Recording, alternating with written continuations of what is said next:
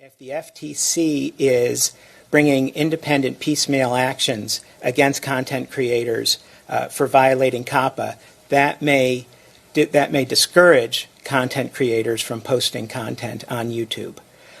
So the analogy that I think of, imperfect, is the expression about shooting fish in a barrel. And YouTube is the barrel, and the content creators are the fish. And so it's a place where this content is centralized, and essentially it's easy for us. Because you'll have a fine up to $42,530 per to confirm video. whether or not your content is made for kids. That decision is up to you, taking into consideration these factors. Note that regardless of where you're based, Coppa generally applies. Be sure to consult a lawyer if you have questions. Okay, so ngayon ay ituturo ko sa inyo kung paano tayo makakapag-comply sa requirements ni YouTube, na kung saan ay requirements niya na mag-comply tayo doon sa sinasabi nilang Coppa or Child Online Privacy Protection Act. So ang gagawin natin step by step ay pumunta tayo sa YouTube, then punta tayo dito sa ating channel. Okay, so channel. Pindutin natin tong ating picture dito sa gilid. Punta tayo, your channel. Okay, kung kayo po ay mga naka-laptop, at pwede rin po ito sa cellphone, basta naka-desktop mode kayo. Then punta po kayo sa YouTube Studio.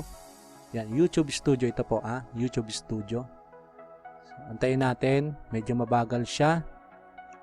Tapos may nakalagay po dito sa taas na ito yung sinasabi ko sa inyo na important, all creators are obligated to take action to comply with the Children Online Privacy Protection Act and or the other laws. Yan and review your channel and video. So puntahan natin dito sa channel. Okay, punta tayo sa settings. Okay, pakita ko muna sa inyo yung settings Dito kayo pupunta sa settings. Pindutin niyo yung settings. Then andito na po tayo. At puntahan niyo po itong channel. Click niyo yan. At tapos nyo maklik yung channel, ito po yung lalabas. Then after nito ay pindutin nyo naman po ang advanced settings. Advanced settings, ito po yung audience na kung saan ay mababasa ninyo. Bandang baba, ito po yung mababasa ninyo. Okay, so do you want to set your channel as made for kids?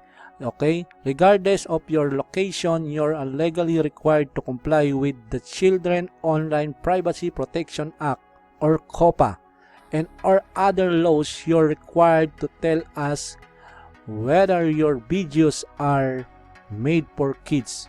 What content made for kids? Okay, so nakalagay po dito, may tatlo po ritong option. Kung ang video naman po ninyo ay pambata, ay lagay niyo po rito, yes, set this channel as made for kids. I always upload content that made for kids. So kung yan po ay para sa mga bata.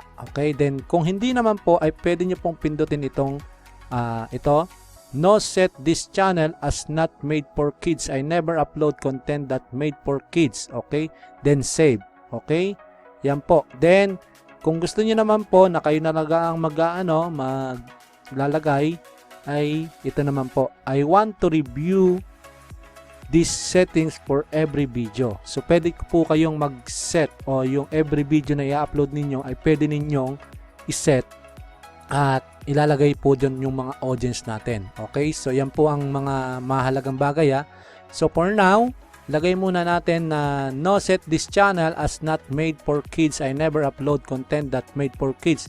But meron ako isang content na yung rondalya na tugtog ng mga bata is kasama doon ng anak ko. So ni-review ko siya, and ito muna ilalagay natin. I want to review these settings for every video. Ito po option ninyo dalawa Okay, so then save. Okay, then ngayon kung paano naman po natin magagawa yung pagsiset ng every video, na kung saan ay magkakaroon naman tayo ng settings doon sa ating mga every video ina-upload na magre-require makakapag-comply tayo sa sinasabi ni YouTube, okay, or ni FTC. So punta tayo dito sa video. Okay, then so punta tayo dyan sa video na yan. So lahat po ng mga video natin dito ay ito. Ngayon, Kung mapapansin nyo po, meron poong nakalagay dito sa akin. Ito po kasi yung rondalya ko na sinasabi kanina. Nakalagay po dyan, made for kids set by you. Okay, this video, nakalagay pa, this video is visible to everybody on videos set as made for kids. Comment and personalized ads are disabled for privacy reason. Okay, so yan po. Okay, so yan yung sinasabi ko na kailangan natin mag-comply kay YouTube para hindi po tayo magkaroon ng violation, dahil po ang mga tumutugtog dito is puro kabataan, kaya nilagay ko po siyang made for kids. Then, example, paano ba natin masiset pa rin yan, mga yan, yung ibang video natin? So, punta lang po kayo dito, check nyo lang po ito. Kung lahat yan, check nyo lang po yan. Check nyo ulit itong mga to. So, pagkatapos po niya ma-check natin kung alin yung mga video ninyo na hindi naman talaga pambata, pindutin nyo po itong edit. So, itong edit na to ay may lalabas po dyan na kung saan meron tayong pupuntahan dito, audience.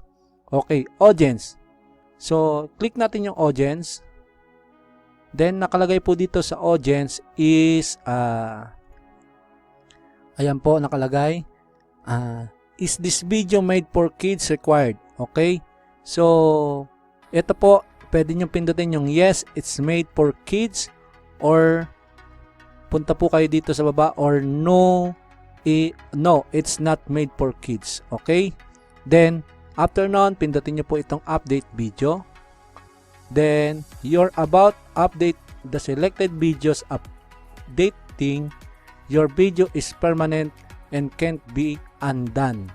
Okay, so kung okay po kayo dyan, kung agree kayo dyan, is click nyo lang po itong ating I understand the application of this action. Then, click update video and take note po once po itong pag-click ninyo ng update video ay hindi na po ito mababago. Permanent na po yan. Katulad po ng sinasabi dito sa, ayan, sinasabi dito.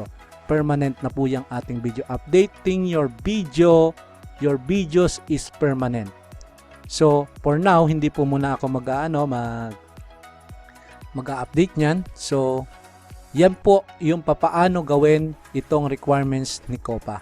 Okay, ni YouTube. Na kung saan makakapag-require tayo o makakapag-comply tayo sa kanilang mga requirements. Sana po nagustuhan niyo itong video ito and thank you very much.